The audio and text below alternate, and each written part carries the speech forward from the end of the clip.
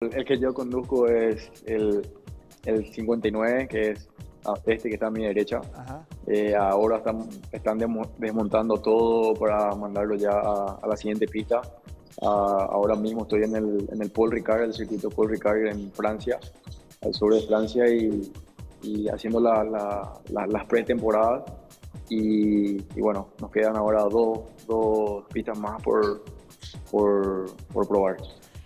Sí, sí, lo que se anunció fue por parte del equipo mi renovación del contrato con el equipo Virage, que estuve por primera vez compitiendo con ellos, y este año vamos a repetir el campeonato y va a ser mi primera vez repitiendo el mismo campeonato en las mismas pistas y también repitiendo el mismo equipo, ¿verdad? Es algo nuevo para mí y realmente estoy muy contento porque es un equipo bastante eficiente.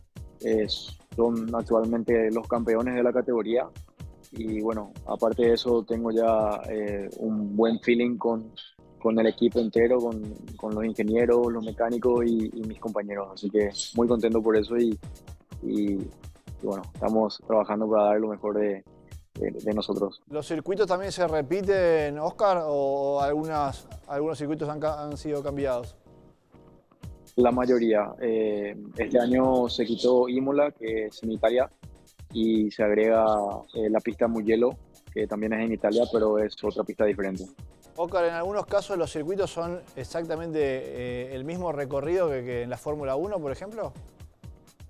Sí, en el que estamos ahora, el Paul Ricard, es donde se corre la Fórmula 1.